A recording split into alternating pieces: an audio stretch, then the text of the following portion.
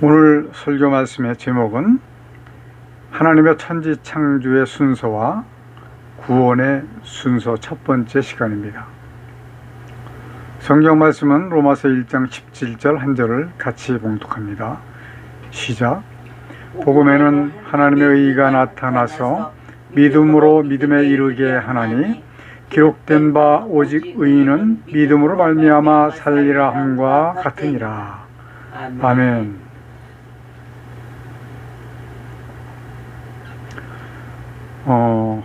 설교에 들어가면서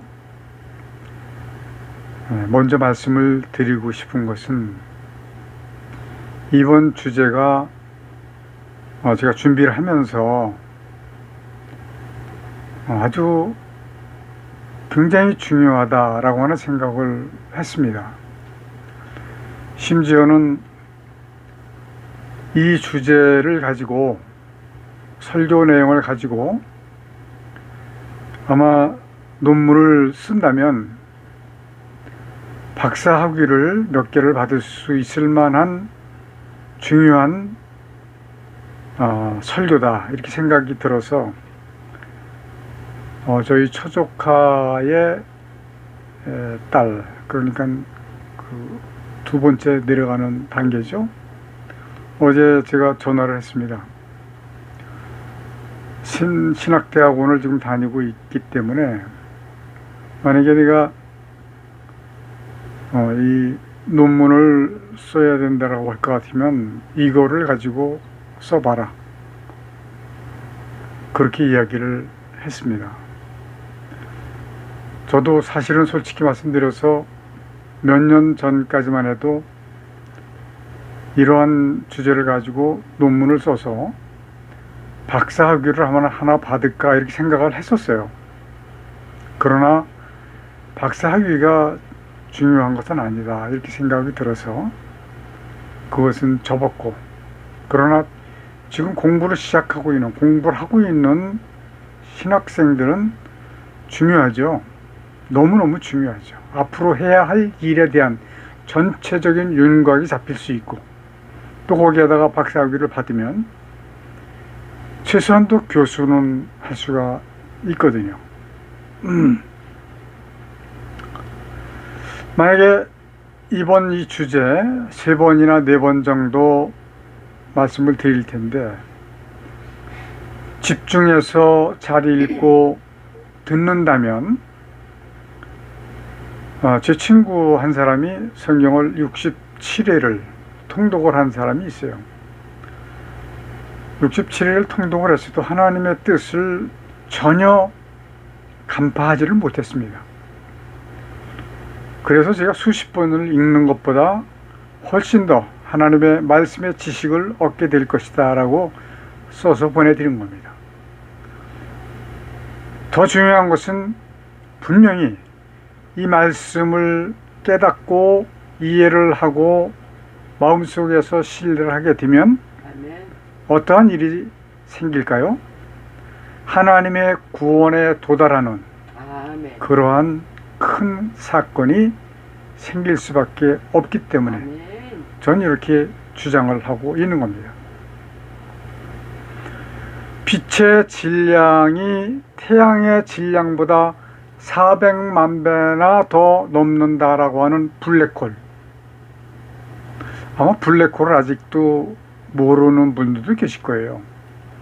이게 발견된 지가 얼마 되지 않았기 때문에 그렇습니다.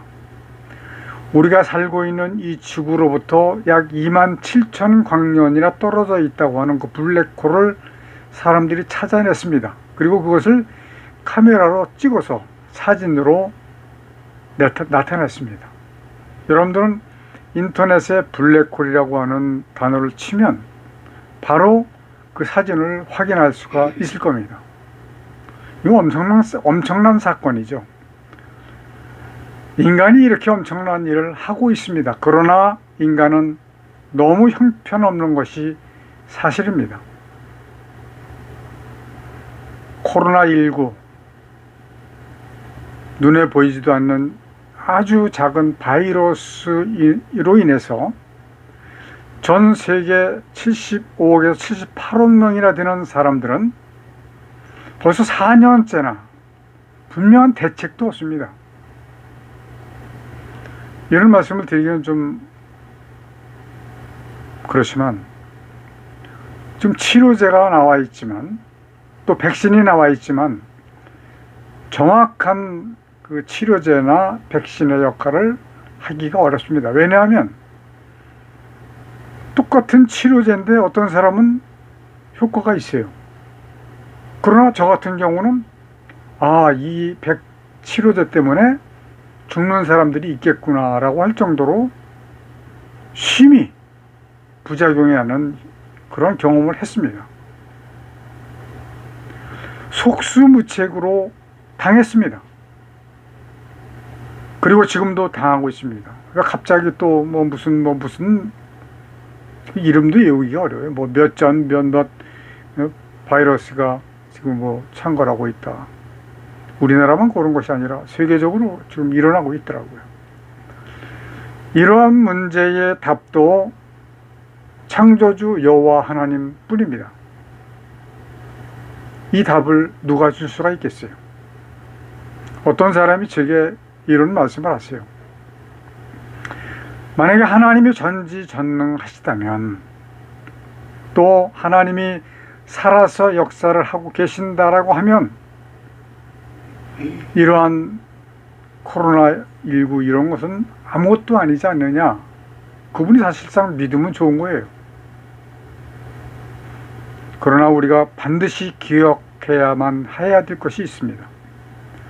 현재 이 세상을 주관하고 있는 주체는 하나님이 아니십니다. 물론 모든 것을 계획하시고 주관하고 계시긴 하지만 이 세상을 주관하는 것은 사탄이라고 하는 것입니다. 그분께서 제게 이런 말씀도 하셨어요. 사탄 이야기를 하니까, 사탄 같은 거 하나님이 만드신 건데 바로 없애면 되지 않느냐 이런 얘기를 하시더라고요. 그분들은 충분히 그렇게 이야기할 수 있습니다. 저는 그분께 공의로우신 하나님이시기 때문에 그렇습니다라고 하는 말씀 이외에 드릴 수가 없었습니다. 왜냐하면 욥기서를 다 풀어서 설명을 해도 그분이 이해할까 말까 한데, 그거 몇 시간씩 어떻게 설교를 하고 어떻게 그분이 이해를 할 수가 있겠어요? 제가 가로 열고 욥기서 참조라고 써서 보내드린 것은 여러분들께서 친히 욥기서를 읽어보시고, 하나님의 뜻이, 하나님의 이 세상을 주관하는 그 운영하는 방식이 거기에 나오기 때문에 제가 그렇게 말씀을 드린 겁니다. 언론에서 기사를 취재할 때는 육하원칙이라고 하는 게 있습니다. 저는 군대 생활할 때 전후신문 기사를 많이 취재를 했어요.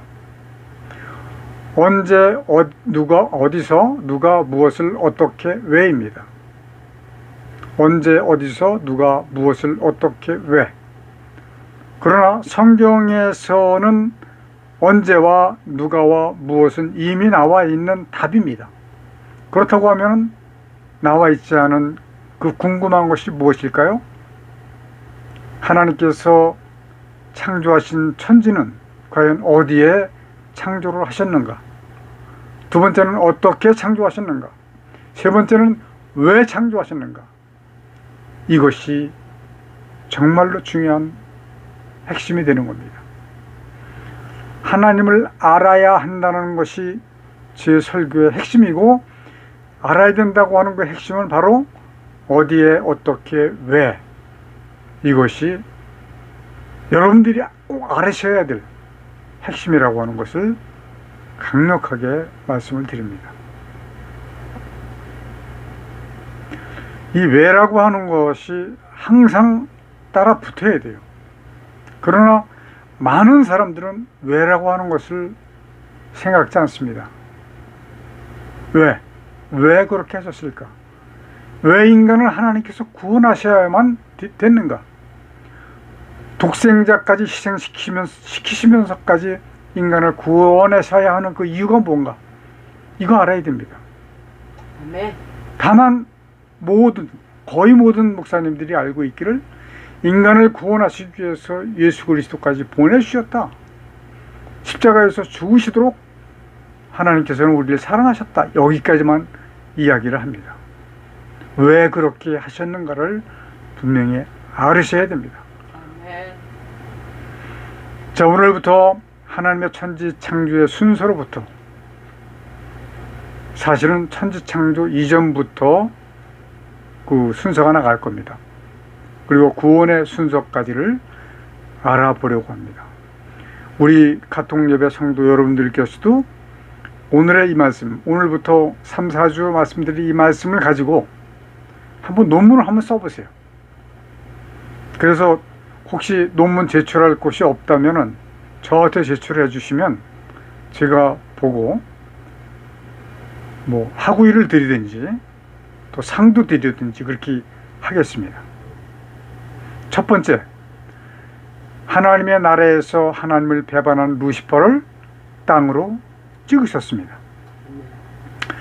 이사야서 14장 12절을 보면 너 아침의 아들 계명성이여, 이것은 그만큼 칭호를 받을 만큼 인정을 받았던 루시엘을 말씀하시는 겁니다. 어찌 그리 하늘에서 떨어졌으며 너희 얼굴 엎은 자여 어찌 그리 땅에 찍혔는고. 그래서 땅으로 찍으셨다라고 쓴 겁니다. 그냥 쫓아냈다라고 하는 표현보다 땅으로 찍으신 겁니다. 어디로? 땅 불구덩이로.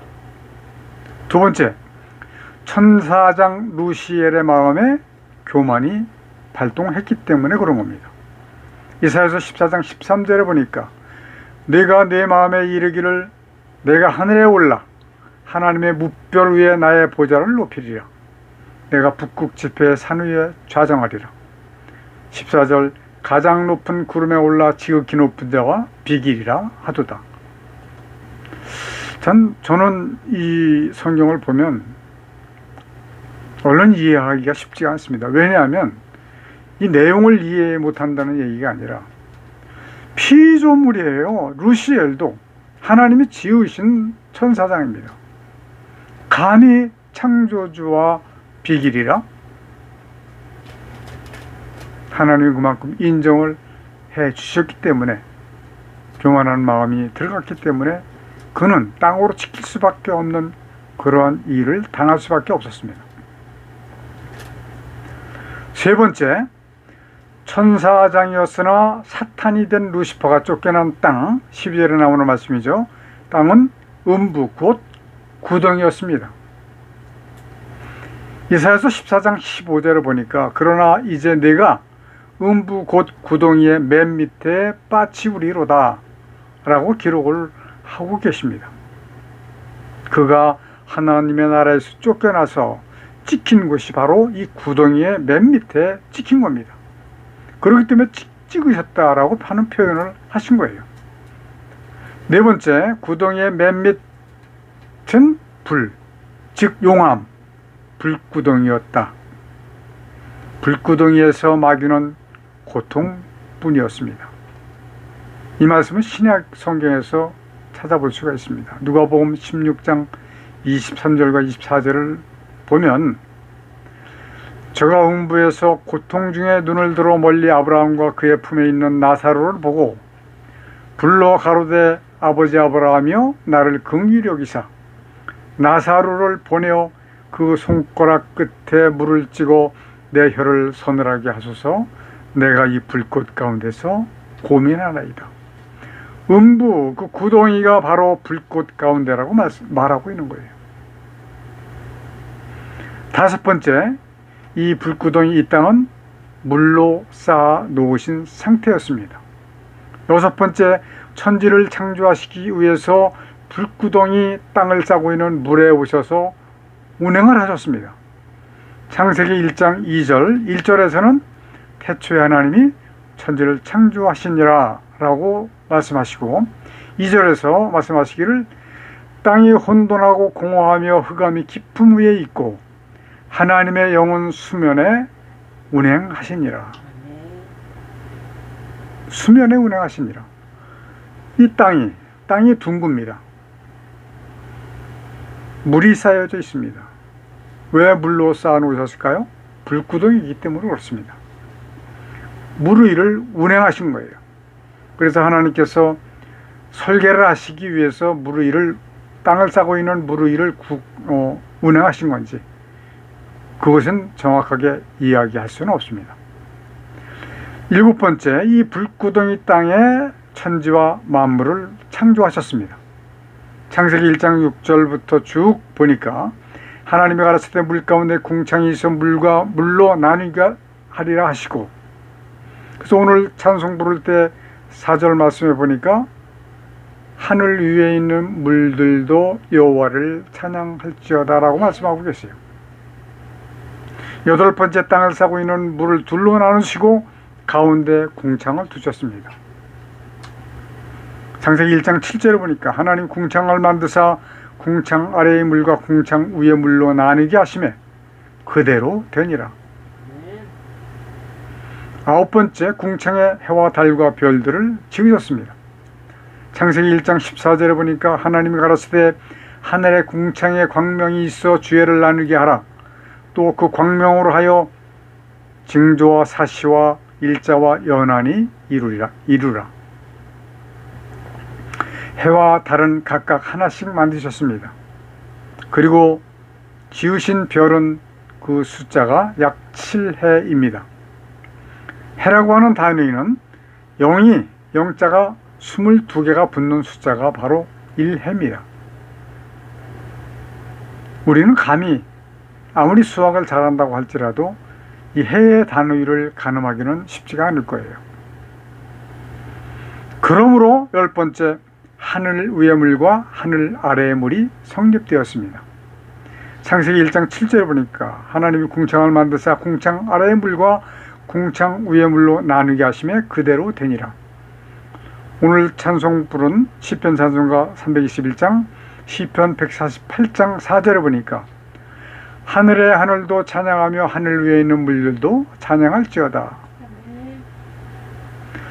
이 하나님의 창조의 그 원리를 이해를 하면 성경을 이해하기가 굉장히 쉽습니다. 그래서 제가 이 찬양 시편 찬송가 311장, 시편 148장은 성경 전체를 축소했다라고 해도 부족함이 없는 그런 성경입니다. 여러분들은 이 148장을, 시편 148장을 여러 번 읽어보시기를 권고해 드립니다. 자, 11번째, 하늘 아래의 물에서 묻이 드러나게 하셨고 드러난 묻을 육지라고 하셨습니다. 12번째, 한 곳으로 모인 물을 바다라고 칭하셨습니다. 창세기 1장 9절부터 10절까지 보니까 찾았어요? 그 당신이 한번 그건 읽어보세요. 하나님이 가라사대 천하의 불이 한 곳으로 모이고 묻이 드러나라 하심에 그대로 되니라. 하나님이 묻을 땅에다 칭하시고 모인 물을 바다라 칭하시니라.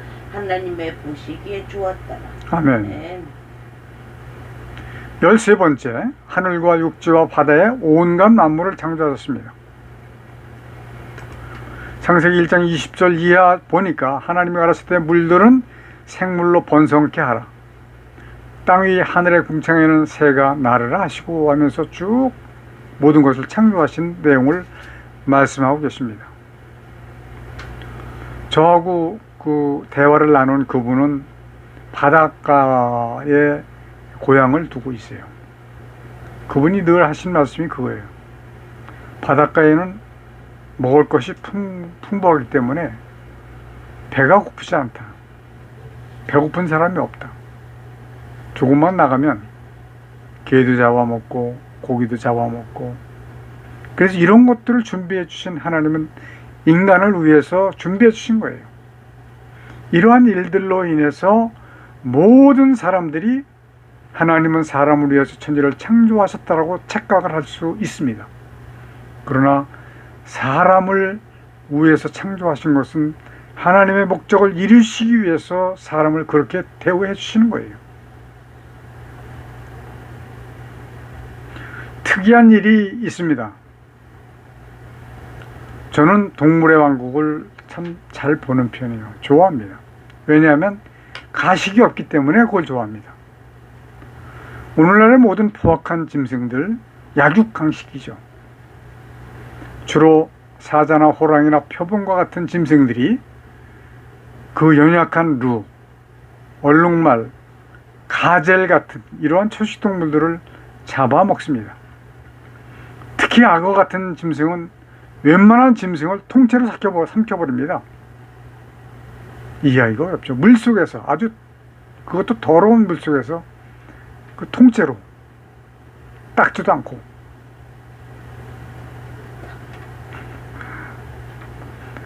또 더군다나 하이에나라고 하는 그 짐승은 생김새도 그렇게 못생길 수가 없어요.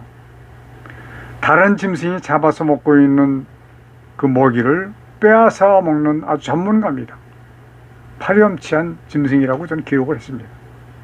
이러한 현상도 어떠한 이유 때문에 그럴까요? 악한 마귀가 공중권세를 잡고 있기 때문에 그렇게 변한 겁니다. 왜냐하면 하나님께서 천지를 창조하실 그때에 서로 잡아먹어야 될 필요가 없었기 때문에 그렇습니다. 잘 보시기 바랍니다. 창세기 1장 30절을 보니까 또 땅의 모든 짐승과 공중의 모든 새와 생명이 있어 땅에 기는 모든 것에게는 내가 모든 푸른 풀을 식물로 주노라 하시니 그대로 되니라. 천지 창조 당시에 하늘을 나는 새와 짐승들에게 주신 식물이 풀이었습니다. 풀은 뜯어 먹으면 또 납니다. 먹으면 또 납니다.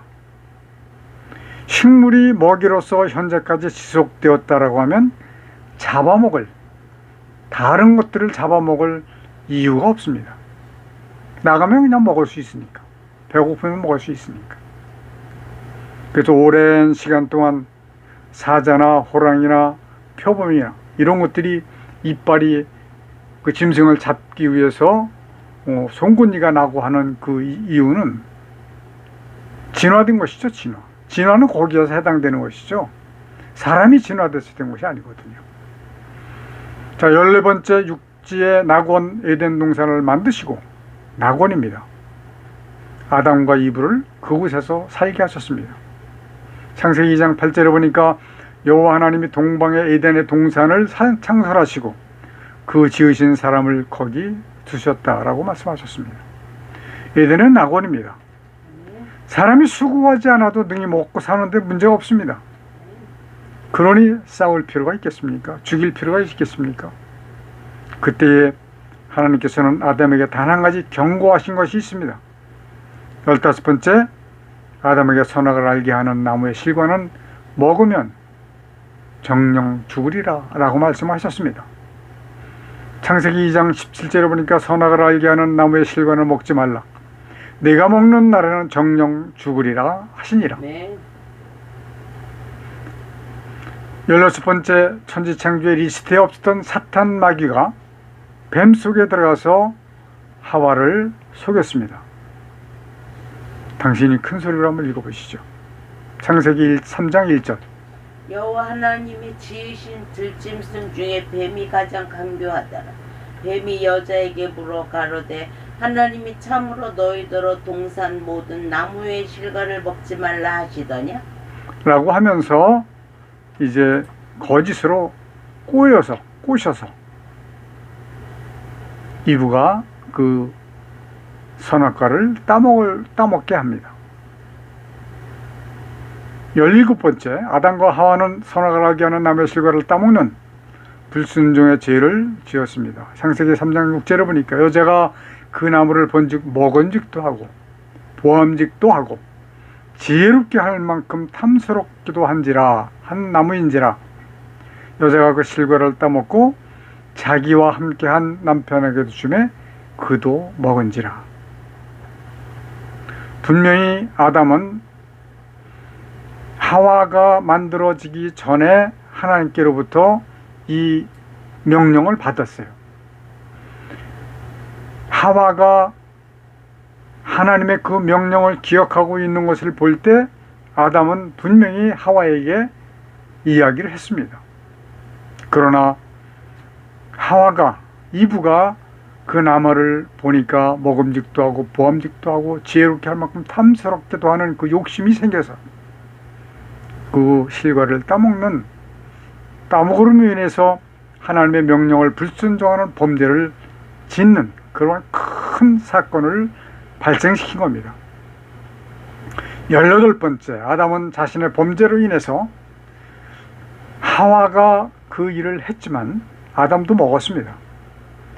그러나 그 책임은 아담에게 있습니다. 그래서 아담은 자신의 범죄로 인해서 자신에게 있었던 공중권세를 마귀에게 빼앗겼습니다. 이 말씀은 누가복음 4장 6절에서 볼 수 있습니다. 가로되 이 모든 권세와 그 영광을 내가 네게 주리라. 이것은 내게 넘겨준 것이므로 나의 원하는 자에게 주노라. 마귀가 40일 동안 금식하신 예수 그리스도를 시험하실 할 때 바로 이것을 이야기한 겁니다. 만일에 아담이 죄를 범하지 아니하였다면 에덴의 그 평화는 지금까지 계속되었을 것입니다. 상상이죠. 아담의 범죄로 공중권세, 즉 세상을 주관하는 권세가 마귀의 것이 된 것이기 때문에 이 세상이 이렇게 힘들고 어렵고 죄악이 팽배해져 있는 겁니다. 오늘의 마지막 19번째, 공중권세 잡은 마귀가 세상을 주관하고 있습니다.